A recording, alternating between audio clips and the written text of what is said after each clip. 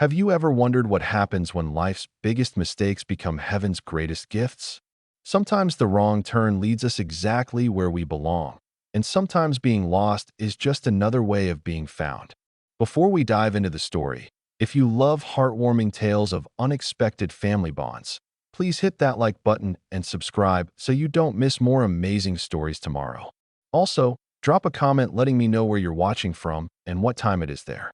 I love connecting with viewers from around the world. The Montana wind howled like a wounded beast across the frozen prairie, carrying snowflakes as sharp as broken glass through the bitter February night of 1887. 8-year-old Emma Morrison pressed her face against the frosted window of the Orphan train car, watching the endless white landscape blur past in the dim moonlight. Her small fingers clutched a crumpled envelope that held her entire future, the ink already smeared from her nervous sweating despite the bone-chilling cold. Conductor Williams stumbled through the swaying train car, squinting at addresses in the flickering lamplight. His weathered hands shook as he compared the papers, and Emma's heart hammered against her ribs like a trapped bird. She had been returned twice before by families who decided she was too much trouble, too damaged, too difficult to love. This was supposed to be her final chance.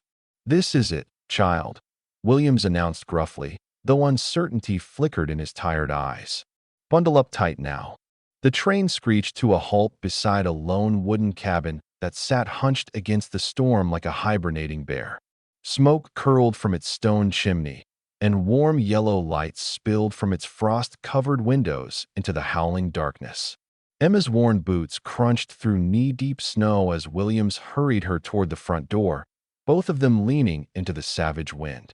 Before Williams could even knock, the door swung open, revealing a woman with kind eyes and graying brown hair pulled back in a simple bun. Behind her stood a tall, broad-shouldered man with gentle hands and worry lines carved deep around his eyes. Samuel and Ruth Harrison had been married for 15 years, and for 12 of those years, they had prayed for a child to fill the aching silence in their small home. "Oh, my stars," Ruth whispered, her voice catching as she saw the shivering girl on their doorstep. "Samuel, look at this precious little one." Williams thrust the paperwork at Samuel with obvious relief to be out of the storm. "Emma Morrison, age 8. The arrangement is as discussed in the letters." He tipped his hat and disappeared back into the swirling snow before anyone could ask questions or check details. Samuel's massive hands trembled as he looked down at the official documents, his heart racing. They had never requested a child from the orphan train. They had never written any letters. But as Ruth knelt beside Emma, gently brushing snow from the girl's tangled dark hair, Samuel saw something he had never witnessed in his wife's face before. It was the look of a woman finally meeting her daughter.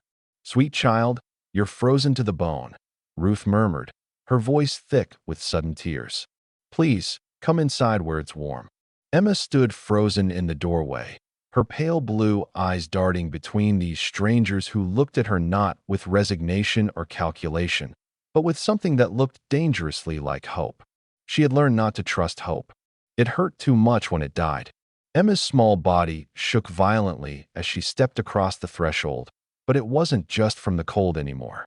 The cabin's warmth hit her like a gentle embrace, so different from the harsh dormitories and cheerless rooms she had known.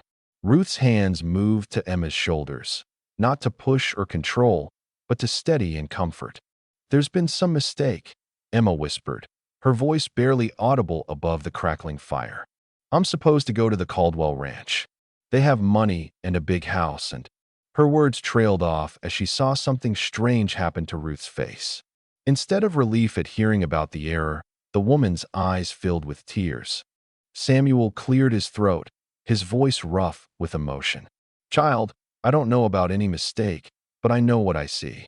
You're here, you're safe, and you're staying the night. That storm out there would freeze a grown man solid." Ruth nodded quickly, her maternal instincts awakening after years of dormancy. "Samuel's right. Whatever paperwork says what, tonight you're our responsibility." She began untying Emma's threadbare coat with gentle fingers. "Look at you, sweet girl. When did you last have a proper meal?" Emma's stomach answered with a loud growl that made her cheeks burn with shame. She couldn't remember her last real meal. The orphan train had provided only stale bread and thin soup for the 3-day journey, and before that, the orphanage meals had been meager and cold. "I'll heat up the stew," Samuel announced, moving toward the kitchen area with surprising grace for such a large man. Ruth made enough to feed half the territory, as always. As Ruth helped Emma out of her damp clothes, replacing them with a warm nightgown that smelled of lavender and sunshine, Emma studied these strange people who seemed so eager to care for her. Ruth's touch was gentle but confident, like she had been waiting her whole life to tend to a child. Samuel hummed softly as he stirred the pot, occasionally glancing over with eyes that held more tenderness than Emma had ever seen directed at her. "Why?" Emma asked suddenly, the word escaping before she could stop it. "Why are you being nice to me?" Ruth paused in braiding Emma's damp hair, her hands stilling. "Oh, sweetheart, what kind of question is that for a little girl to ask?" "The kind that girls like me learn to ask," Emma replied with startling wisdom for her 8 years. "People don't keep me. The Hendersons sent me back after 2 months because I had nightmares. The Clarks lasted 3 weeks before they decided I ate too much and didn't work hard enough." Samuel's ladle clattered against the pot as he turned around, his face darkening with anger that wasn't directed at Emma. "They sent you back? Like you were some broken thing they could return to a store?" Emma nodded matter-of-factly, though her lower lip trembled slightly. "The matron at the orphanage said I was difficult to place. Said maybe I was meant to stay there forever." Ruth sank to her knees in front of Emma, taking the child's small hands in her work-worn ones. "Listen to me very carefully, Emma Morrison. We have been married for 15 years, and for 12 of those years, we have prayed every single night for a child to love. We've lost 3 babies before they could take their first breath, and every month that passes, we feel a little more empty." Samuel approached with a steaming bowl, his voice thick with emotion. "What my wife is trying to say, little one, is that maybe you weren't sent to the wrong place at all. Maybe you were sent exactly where you needed to be." Emma looked between these two adults who spoke of loss and longing with voices that shook with genuine pain. She had never met grown-ups who admitted to hurting, who spoke of wanting a child with such desperate hope. Most adults she knew saw children as burdens or servants or obligations. "You don't know me yet," Emma warned, accepting the warm bowl with trembling hands. "You don't know how much I cry at night, or how I sometimes break things when I get scared, or how I hoard food under my pillow because I'm always afraid there won't be enough." Ruth's voice broke as she whispered, "Sweet girl, you don't know us either. You don't know how we've cried together every month for 12 years, or how we've practiced lullabies for babies who never came, or how we've saved every penny hoping someday we'd have a child to spend it on." The stew was the most delicious thing Emma had ever tasted, rich with tender beef and vegetables that had been grown with love. As she ate, Samuel and Ruth watched her with expressions she had never seen before. They looked at her not like she was a problem to be solved or a burden to be endured, but like she was a gift they had been waiting their entire lives to receive. The next morning, Emma woke to something she had never experienced before: the sound of adults moving quietly so they wouldn't disturb her sleep. Sunlight streamed through clean windows, and the scent of frying bacon filled the small cabin with warmth and promise. She lay still for several minutes, afraid that moving might break whatever spell had brought her to this gentle place. Ruth appeared in the doorway with a basin of warm water and clean cloths. "Good morning, sunshine. I thought you might like to wash up before breakfast." Her voice was soft, careful not to startle the child who had flinched at every sudden sound the night before. As Emma sat up, her nightgown slipped off her shoulder, revealing a series of old bruises in various stages of healing. Ruth's sharp intake of breath made Emma quickly pull the fabric back into place, her face burning with shame. "Emma," Ruth said quietly, setting the basin down and sitting carefully on the edge of the narrow bed. "Sweet child, who did this to you?" Emma's walls shot up instantly, her voice becoming flat and defensive. "Nobody did anything. I just bruise easy. Always have." But Ruth's experienced eyes had already cataloged the evidence. Finger-shaped marks on Emma's upper arms, the fading yellow of old bruises on her ribs, and worst of all, the thin white scars on her knuckles that spoke of hands forced to work beyond their capacity. Samuel appeared in the doorway with a plate of food, took one look at his wife's stricken face, and immediately understood. His jaw tightened, and Emma could see the effort it took for him to keep his voice gentle. "Nobody's going to hurt you here, little one. Not ever." The matron at St. Catherine's said children who complained were ungrateful. Emma whispered, surprising herself by speaking at all. She said the strap helped us remember our place. Ruth's hands clenched into fists, and for a moment, Emma saw a flash of the fierce protectiveness that would have made Ruth a formidable mother under different circumstances. "What about the families who took you in? Did they?" "The Hendersons just yelled a lot," Emma said quickly. "But the Clarks?" "Mr. Clark said children needed to earn their keep. He made me haul water from the well before dawn and scrub floors until my hands bled. Said lazy orphans deserved what they got." Samuel's knuckles went white as he gripped the door frame. In his entire life, he had never felt such rage toward another human being. The idea that someone had hurt this small, brave girl made him want to ride through the storm to find these people and show them what real consequences looked like. "Emma," Ruth said, her voice shaking with carefully controlled emotion, "may I see your hands?" Reluctantly, Emma extended her small hands. Ruth turned them over gently, examining the calluses and scars that should never have existed on a child's palms. Without a word, she reached into her apron pocket and pulled out a small jar of homemade salve. "This will help them heal properly," Ruth murmured, working the soothing ointment into Emma's damaged skin with infinite tenderness. "My grandmother taught me how to make it from beeswax and herbs from our garden." Emma stared in wonder as Ruth continued to tend to her hands with the kind of care usually reserved for precious things. "Why are you doing this?" "Because you're hurt, and when someone we care about is hurt, we help them heal," Samuel answered simply, moving into the room to kneel beside the bed. "That's what families do for each other." "But I'm not your family," Emma protested weakly, though her heart ached with longing for it to be true. Ruth looked up from her gentle ministrations, her eyes bright with unshed tears. "Maybe not by blood or by law, sweet girl. But families aren't just made by sharing the same name or living in the same house. Sometimes families are made by choice, by love, by people who see something precious in each other and decide to hold on tight." Emma felt something crack inside her chest, a wall she had built to protect her heart from hope. These people spoke of love and choice and holding on tight, concepts that seemed as foreign and wonderful as fairy tales. She had spent 3 years learning that adults' kindness always came with conditions. That affection was something to be earned through perfect behavior and endless service. But Ruth continued to rub salve into her scarred hands as if Emma were made of something valuable and fragile, and Samuel looked at her with eyes that held no calculation, no measurement of her worth against her usefulness. They looked at her like she was already precious to them, broken places and all. "I don't know how to be in a family," Emma whispered, the admission torn from somewhere deep inside her chest. "That's all right, little one," Samuel said gently. "We don't know how to be parents yet either. Maybe we can all learn together." Over the following days, a careful dance began in the Harrison cabin. Emma moved through the small space like a ghost, trying to be invisible while simultaneously watching for signs that her welcome was wearing thin. She had learned to read the subtle shifts in adult moods, the tightening around the eyes that meant patience was running out, the forced smiles that preceded harsh words. But Samuel and Ruth seemed immune to the usual patterns. When Emma accidentally knocked over a jar of preserves while helping Ruth in the kitchen, she braced herself for the inevitable explosion of anger.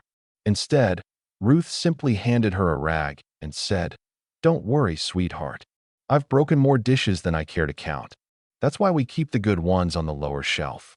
Samuel proved equally unpredictable. When Emma spilled grain while feeding the chickens, she immediately began babbling apologies and explanations. Samuel just smiled and showed her how to scatter it more evenly. "Chickens don't mind a little extra," he said with a chuckle. "They think we're being generous." The most bewildering part was how they seemed to genuinely enjoy her company. Ruth hummed while teaching Emma to knead bread, actually lighting up when Emma asked questions about the process. Samuel whistled while showing her how to collect eggs, praising her gentle touch with the hens as if she had accomplished something remarkable. But it was the evening ritual that confused Emma most of all. After supper, Samuel would settle into his chair by the fire with a worn leather book, and Ruth would curl up on the small sofa with her mending. Instead of sending Emma to bed immediately, they invited her to sit with them. "Can you read, little one?" Samuel asked on the third night, patting his knee in invitation. Emma nodded hesitantly. "Some. The matron taught us letters so we could read Bible verses for punishment." Samuel's face darkened briefly at the mention of reading being used as punishment, but he recovered quickly.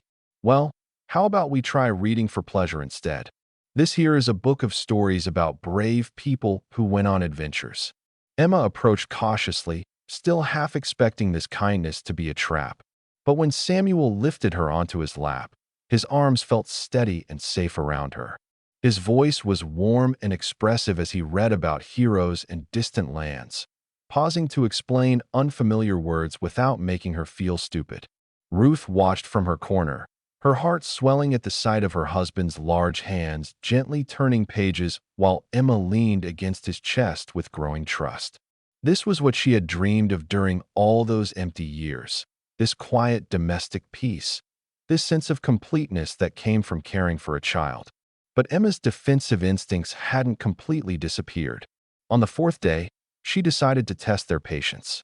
She deliberately left muddy footprints across Ruth's clean floor, spoke rudely when asked to help with chores, and hid behind the woodpile when it was time for supper. Samuel found her there as the sun was setting, crouched in the gathering shadows with her arms wrapped around her knees. Instead of dragging her inside or lecturing her about behavior, he simply sat down beside her in the dirt. "You know," he said conversationally, "when I was about your age, I ran away from my family's farm 3 times. Made it all the way to the next county once before they found me sleeping in somebody's barn." Emma peeked at him from beneath her tangled hair. "Why did you run?" "I was scared," Samuel admitted simply. "My pa had died the year before, and my ma was talking about sending me to live with my uncle in Chicago. I figured if I was going to lose my home anyway, I might as well leave on my own terms." "Did you get in trouble?" Samuel chuckled softly. "Oh, I expected to. I'd been nothing but ornery for weeks, picking fights with my brothers, giving my ma sass, breaking things on purpose. I thought for sure she'd be relieved to see me go. But she wasn't. When they brought me home that third time, my ma just held me while I cried. She said, 'Samuel, I don't know what I did to make you think I don't want you, but I'm going to spend every day from now on proving that you belong here.'" Emma felt tears prick her eyes. Did she keep her promise? She did. And Emma? Samuel turned to look at her directly. "Ruth and I are making you the same promise. Whatever you do, however you test us, you belong here. We're not going anywhere, and neither are you." That night, as Ruth tucked Emma into bed, the child finally asked the question that had been burning inside her. "How long can I stay?" Ruth smoothed the quilt over Emma's small form, her touch as gentle as a butterfly's wing. "How long do you want to stay, sweet girl?" "Forever," Emma whispered, the word escaping like a prayer. Ruth's voice was thick with tears when she replied, "Then forever it is." The sound of approaching horses shattered the peaceful morning like glass breaking against stone. Emma was in the garden with Ruth, learning to identify the early spring shoots that would soon become vegetables, when the thunder of hoofbeats made her freeze with terror. She had been with the Harrisons for exactly 1 week, and in that time, she had begun to believe in the impossible possibility of belonging somewhere. Ruth's hand found Emma's shoulder as they watched 3 riders emerge from the morning mist. The lead rider wore the official uniform of the Children's Aid Society, his brass buttons gleaming in the pale sunlight. Behind him rode a man and woman dressed in expensive clothing, their faces set with the kind of cold determination that Emma recognized from nightmares. "Emma Morrison," Conductor Williams called out as he dismounted, his voice carrying across the yard with bureaucratic authority. "I've come to correct the error from last week." Samuel emerged from the barn, his face carefully composed but his hands clenched into fists at his sides. What error would that be? The well-dressed man stepped forward, removing his hat with practiced politeness. Charles Caldwell, and this is my wife Margaret. We run the largest ranch in the territory, and we've been expecting young Emma here for over a week. There seems to have been some confusion about the delivery address. Margaret Caldwell's sharp eyes assessed Emma like she was evaluating livestock. She looks healthy enough, though rather small for 8. Can she handle heavy work? Ruth's protective instincts flared instantly. She's a child, not a farmhand. All children must contribute to their keep, Margaret replied coldly. We have 12 workers to feed and house to maintain. Emma will earn her place through honest labor. Williams shuffled through his paperwork with obvious discomfort. The arrangement was clearly specified in the correspondence. The Caldwells have paid the placement fee and prepared accommodations. The girl needs to come with us today. Emma felt the familiar sensation of her world crumbling beneath her feet. She had known this moment would come, had tried to prepare herself for it, but the reality hit her like a physical blow. Her legs trembled as she stepped closer to Ruth, seeking comfort from the only mother figure she had ever known. Now hold on just a minute, Samuel said, his voice deadly quiet in the way that made smart people step back. This child has been living in our home for a week. She's settled, she's happy, and she's part of our family now. Charles Caldwell laughed, a sound without humor. Family? You have no legal claim to her whatsoever. We've invested time and money in this arrangement, and we have contracts to prove it. What kind of work would she be doing? Ruth asked, though her voice shook with the effort of asking. Kitchen duties, laundry, cleaning, animal care, Margaret rattled off like she was reading a job description. Standard tasks for a child her age. She'll have a bed in the servants' quarters and meals with the other workers. Emma's heart sank further with each word.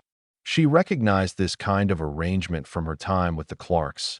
Endless work, minimal care, and the constant reminder that her value was measured only by her usefulness. The Caldwells spoke about her as if she weren't standing right there, as if her feelings and preferences were irrelevant to the adults making decisions about her life. Emma, Williams said with forced kindness, go gather your belongings. We need to leave within the hour. But Emma didn't move. For the first time in her young life, she had something worth fighting for, and the thought of losing Ruth's gentle hands and Samuel's patient teaching made her feel physically sick. She looked up at the couple who had become her whole world in just 7 days. I don't want to go, she whispered, her small voice carrying more courage than she knew she possessed. Margaret Caldwell's face hardened. What you want is irrelevant, child. Children don't get to choose their circumstances. You'll learn to be grateful for the opportunity we're providing. Samuel stepped forward, his massive frame casting a shadow over the smaller man. And what if we want to keep her?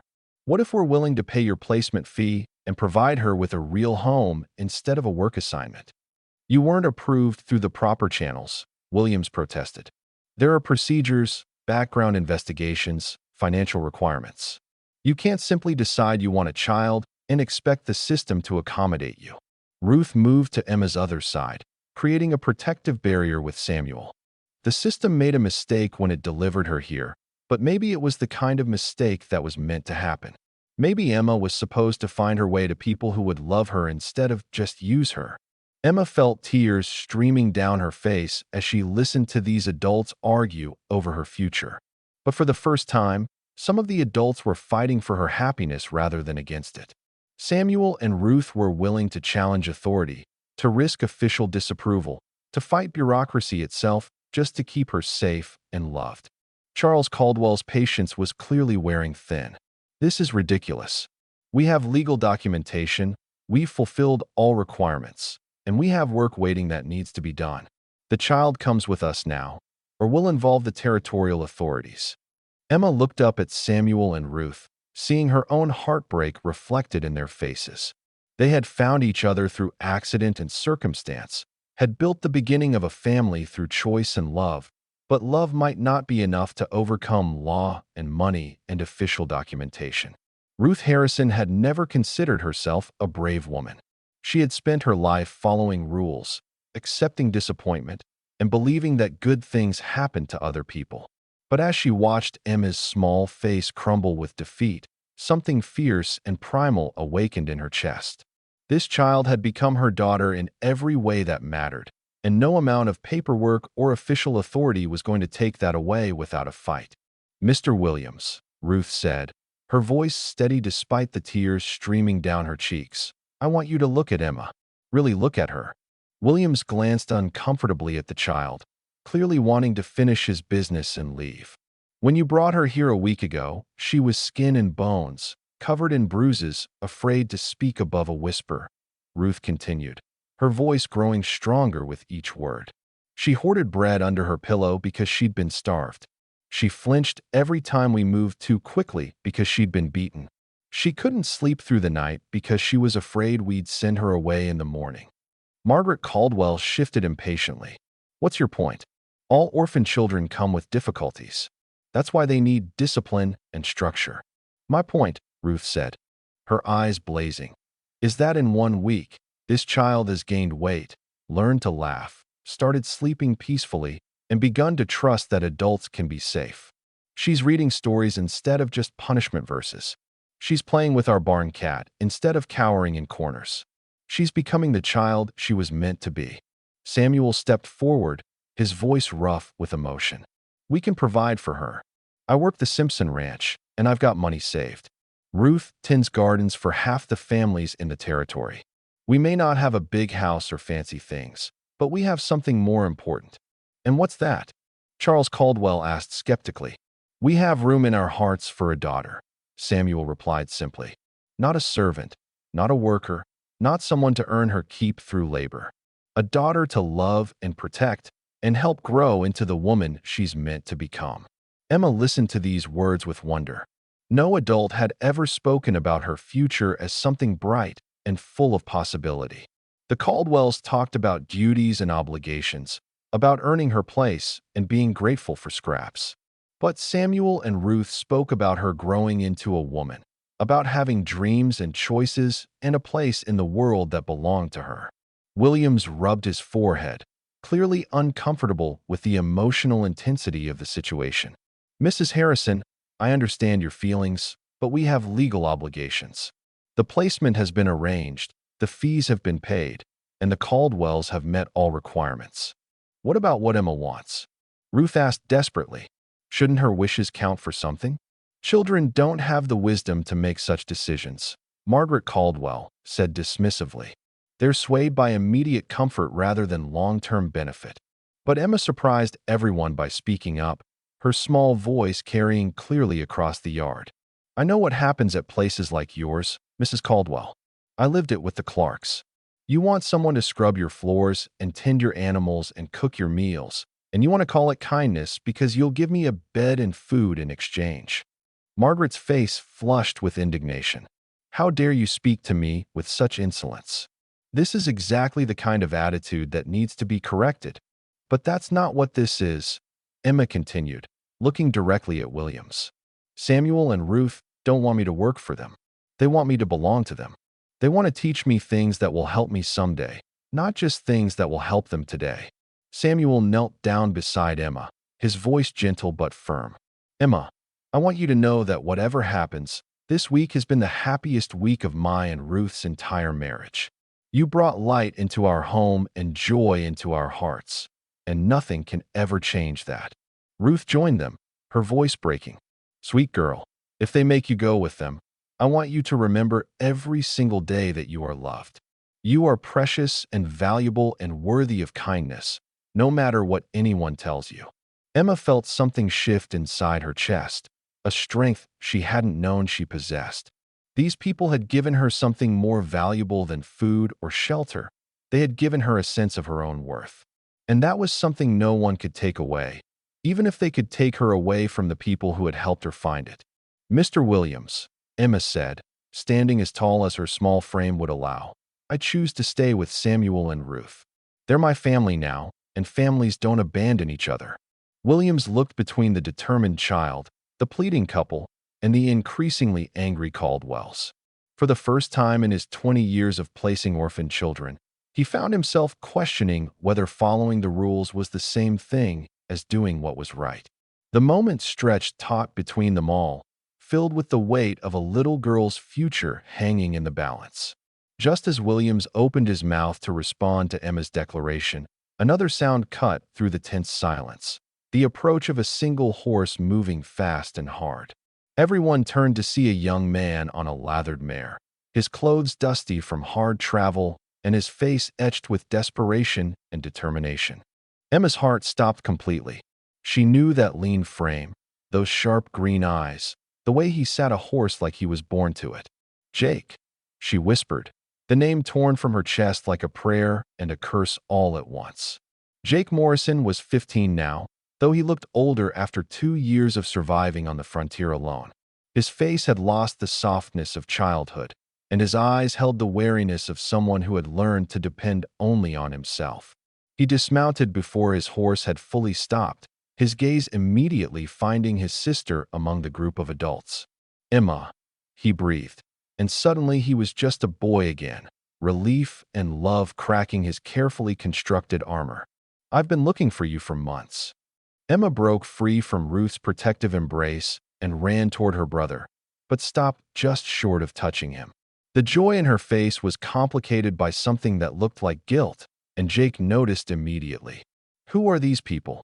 Jake asked, his suspicious gaze sweeping over the assembled adults. "What's happening here?" Williams stepped forward officiously. "And who might you be, young man?" "Jake Morrison, Emma's brother." Jake's voice carried a note of challenge that made Samuel instinctively step closer to Emma. "I escaped from St. Catharines 2 years ago, and I've been working my way west, following the Orphan train routes, looking for her." Margaret Caldwell's face lit up with vindictive satisfaction. "Perfect. Now we can resolve this situation properly. The boy can take the girl, and we can all go about our business." But Jake's attention was focused entirely on Emma, and what he saw confused him. This wasn't the frightened, hollow-eyed girl he'd left behind at the orphanage. Emma looked healthy, well-fed, and most confusing of all, she looked happy. Her dress was clean and well-mended. Her hair was braided with obvious care, and she stood close to the woman behind her with the natural trust of a child who felt safe. "Emma, get your things," Jake said gently. "I found work with a cattle outfit heading to California. We can make a new life there, just the two of us like we always planned."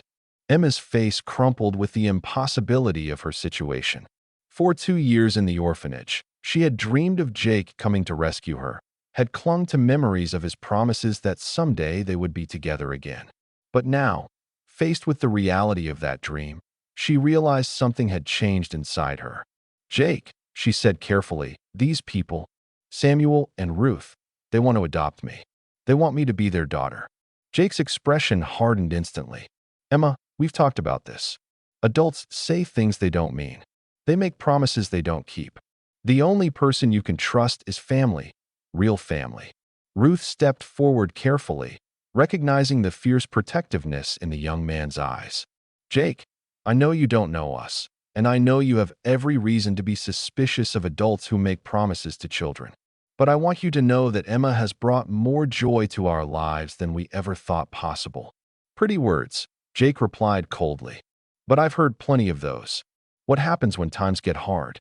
What happens when she gets sick or causes trouble or costs too much money? You going to send her back like all the others did?" Samuel's voice was quiet but firm. "Son, I understand why you'd think that. But some promises are different. Some love doesn't come with conditions." Jake laughed bitterly. "Love? You've known her for a week. I've protected her since the day she was born. I'm the one who held her when she cried at night in the orphanage. I'm the one who took beatings meant for her. I'm the one who spent 2 years working dangerous jobs and sleeping in barns just to find her again."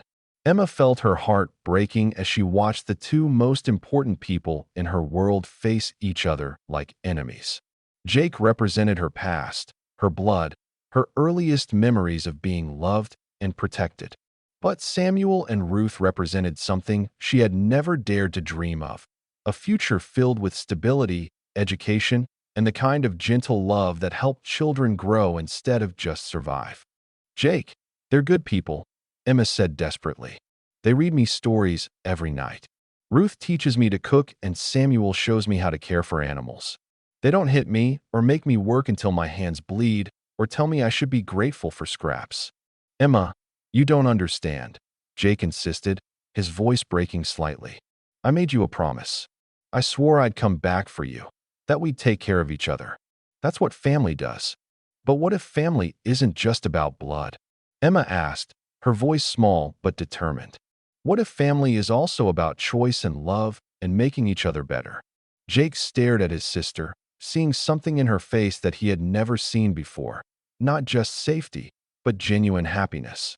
The realization hit him like a physical blow. For 2 years, he had sustained himself on the dream of reuniting with Emma, of building a life together where they would only have each other to depend on.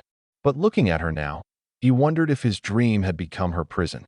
The standoff between Jake and the adults was interrupted by the arrival of another spring storm, this one more fierce than the gentle snow that had brought Emma to the Harrison cabin. Williams and the Caldwells reluctantly accepted Samuel's offer of shelter, though the atmosphere inside the small cabin crackled with tension thicker than the lightning outside. Jake positioned himself between Emma and the other adults like a guard dog, his suspicious eyes never leaving Samuel and Ruth. Emma sat beside her brother on the small bench near the fire, torn between loyalty to the boy who had sacrificed everything to find her and love for the couple who had given her the first taste of unconditional acceptance she had ever known. As night fell and the storm intensified, Emma began to feel unwell. The stress of the day, combined with the dramatic weather change, had triggered something in her small body. Ruth noticed first when Emma's cheeks flushed unnaturally bright and her breathing became shallow. "Sweet girl, you're burning up," Ruth murmured, pressing her cool palm to Emma's forehead. The fever was rising rapidly, and Emma's eyes had taken on the glassy shine that meant serious illness. Jake immediately went into protective mode. "What did you do to her?" he demanded, gathering Emma into his arms. "She was fine when I got here." "She's sick, son," Samuel said quietly, moving toward them with concern written across his weathered face. "Fever can come on fast in children, especially when they've been under strain."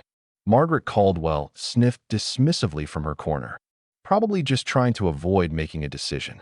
Children are notorious for developing convenient illnesses, but Ruth's experienced eyes recognized something more serious than manipulation. Emma's fever was climbing dangerously high, and her small body was beginning to shake with chills despite the warmth from the fire. "Jake, we need to get her to bed and try to break this fever. She's very sick." Jake's hostility wavered as he looked down at his sister's flushed face. Emma was indeed burning up, and her breathing had become labored. Despite his suspicions about Samuel and Ruth's motives, he could see genuine concern in their faces as they moved to help. "I'll take care of her," Jake insisted, but his voice lacked its earlier confidence. He had learned many survival skills in his 2 years alone, but nursing a sick child wasn't one of them. Ruth approached carefully, her voice gentle but firm. "Jake, I've helped tend sick children before. Emma needs cool cloths to bring down the fever, and we need to try to get fluids into her to prevent dehydration." As if to emphasize Ruth's point, Emma's condition worsened rapidly. She began to shiver violently, and her breathing became more ragged. Jake's face went pale as he realized this was beyond his ability to handle alone. Samuel stepped forward with a basin of cool water and clean cloths. "Let us help, son. This isn't about who has the right to care for her. This is about doing whatever it takes to make her well." For the next 3 days, Samuel and Ruth took turns sitting beside Emma's bed, applying cool compresses, coaxing sips of water past her cracked lips, and monitoring her labored breathing. Jake refused to leave her side, but he found himself working alongside the couple rather than against them. Ruth showed Jake how to position the cloths to cool Emma's burning skin most effectively. Samuel taught him to recognize the signs that indicated whether the fever was breaking or climbing higher. Williams and the Caldwells, faced with a genuinely sick child, agreed to postpone their departure until Emma recovered. On the second night, as Emma's fever spiked to dangerous levels, Jake watched Samuel and Ruth work together with the smooth coordination of people who had found their calling. Ruth's hands never stopped moving, adjusting blankets, smoothing Emma's hair, whispering soft words of comfort. Samuel brought fresh water, monitored Emma's breathing, and took his turn sitting vigil when Ruth needed to rest. But it was what happened during Emma's delirium that changed everything for Jake. As her fever raged at its highest point, Emma began to speak in her sleep, her voice high and frightened as she relived old fears and embraced new hopes. "Please don't send me back," she whispered to invisible authorities. "I'll be good. I promise I'll be good." Jake's heart clenched as he recognized the terror in his sister's voice, the same fear that had haunted her nightmares at the orphanage. But then Emma's voice changed, becoming softer, more trusting. "Mama Ruth, will you braid my hair again? Papa Samuel, will you read me another story?" Jake's breath caught in his throat. In her fevered state, with all pretense stripped away, Emma was calling Samuel and Ruth by the names she had never dared to speak aloud. These weren't the desperate words of a child trying to please adults who might abandon her. These were the unconscious longings of a little girl who had finally found her home. Ruth's eyes filled with tears as she heard Emma's whispered words, and Samuel's massive hand trembled as he smoothed the child's burning forehead. They looked at Emma not with the satisfaction of people whose charity was being acknowledged, but with the fierce love of parents whose child was fighting for her life.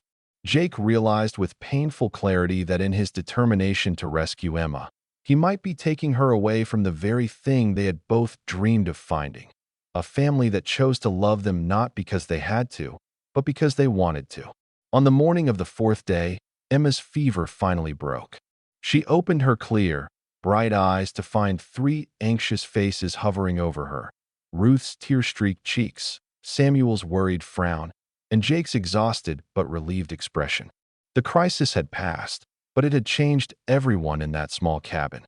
Jake was the first to speak, his voice hoarse from sleepless nights. "Emma, how do you feel?" "Thirsty," she whispered, her voice barely audible but blessedly lucid. Ruth immediately brought a cup of cool water, helping Emma sit up just enough to sip it slowly. As Emma's strength gradually returned over the following days, Jake found himself watching Samuel and Ruth with new eyes. He saw how Ruth's face lit up when Emma managed to eat a few spoonfuls of broth. He noticed how Samuel's entire posture relaxed when Emma smiled at one of his gentle jokes. These weren't people performing kindness for an audience. This was a family caring for one of their own. Williams and the Caldwells, increasingly impatient with the delay, pressed for a resolution. "The child is recovering," Margaret Caldwell announced coldly. "There's no reason to postpone this any longer. We have work waiting and schedules to keep." But Jake surprised everyone by standing up, his young face set with determination. "Emma's not going with you," he said quietly. "And she's not coming with me either." Emma's eyes widened in confusion and hurt. "Jake, what do you mean?" Jake knelt beside her bed, taking her small hands in his work-roughened ones. "Emma, for 2 years I told myself I was looking for you so we could be together again. But that wasn't really true." His voice broke slightly. "I was looking for you so I wouldn't feel so alone." Tears began to stream down Emma's face. "But you promised we'd take care of each other. You said family sticks together." "I know what I said, and I meant it then," Jake replied, his own eyes bright with unshed tears. "But I've been watching these people care for you this week, and I've realized something. What I was offering you wasn't a better life. It was just a harder one with someone who loves you along for the ride."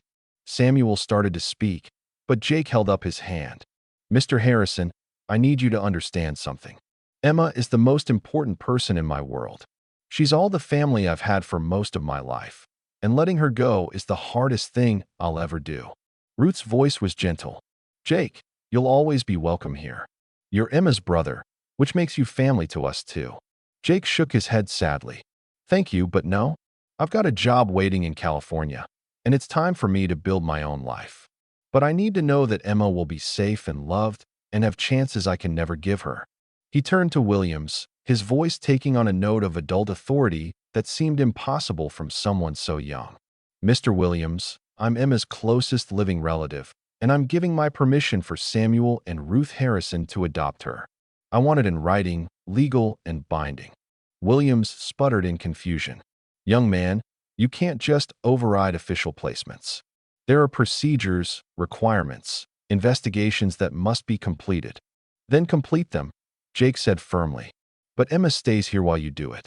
She's found her home, and I won't let bureaucracy tear her away from it. Emma was crying openly now, torn between gratitude for Jake's sacrifice and grief at losing him again. Jake, I don't want you to go. Can't you stay too? Can't we all be a family together? Jake's smile was heartbreaking in its tenderness. Sweet girl, you don't need me anymore. You have parents who will read you stories and teach you things and help you become whoever you're meant to be. That's all I ever wanted for you. Charles Caldwell's patience had finally reached its end. This is preposterous. We have contracts. We've made arrangements. We've traveled here specifically for this child. I won't be cheated out of what's rightfully ours. Samuel stood to his full imposing height, his voice carrying a quiet menace that made even William step back. Emma Morrison is not property to be owned or traded. She's a little girl who deserves to be loved, not used. If you want to take issue with that, we can discuss it outside. Ruth moved to Emma's bedside, gathering the child into her arms. Emma, sweet girl, what do you want? Not what anyone else thinks is best for you, but what your heart tells you is right. Emma looked around the room at all the adults whose decisions would shape her future. The Caldwells, who saw her as a worker. Williams, who saw her as paperwork to be processed. Jake, who loved her enough to let her go. And Samuel and Ruth, who looked at her like she was the missing piece that made their world complete. I want to stay here, Emma said clearly, her voice growing stronger with each word. I want Samuel and Ruth to be my parents, and I want this to be my home. And I want Jake to know that even if he goes to California, he'll always be my brother and I'll always love him. Williams looked around the room at the determined faces surrounding him and realized that sometimes doing what was right mattered more than following what was written in his procedures manual. I'll need to file amended paperwork, he said with resignation. And there will be a waiting period for official approval. But given the circumstances, I can allow Emma to remain here pending the completion of the adoption process. 6 months later, the Harrison cabin had transformed into something that could only be described as a home in the truest sense of the word. Emma's laughter rang through the rooms like music, and the walls themselves seemed to have absorbed the warmth of a family that had found each other against all odds. The legal adoption had been finalized 3 weeks earlier, with Emma's new name officially recorded as Emma Harrison.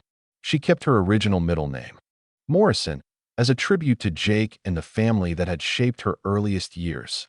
The paperwork made it official, but the bonds between them had been sealed long before any judge put his signature on legal documents. Emma had grown 2 inches and gained 15 pounds, her hollow cheeks now round with health and her eyes bright with the confidence that came from being unconditionally loved. Ruth had taught her to bake bread that rose perfectly golden in their oven, to tend a garden that would feed them through the coming winter, and to embroider delicate flowers on pillowcases that would someday fill the hope chest Samuel had built for her. Samuel had taught her to read not just words, but the weather patterns that predicted storms, the subtle signs that indicated when their cow was ready to calve, and the constellations that wheeled overhead in the vast Montana sky. But more importantly, he had taught her that strength could be gentle, that authority could be kind, and that a man's worth was measured by how he treated those who depended on him. The letter from Jake had arrived the previous week, written in his careful script on paper that bore the letterhead of a successful cattle ranch in California. He had found steady work, he wrote, and was learning to read and write in the evenings with help from the ranch owner's wife. He sent his love to Emma and his gratitude to Samuel and Ruth, along with a small leather pouch containing enough money to buy Emma a new winter coat.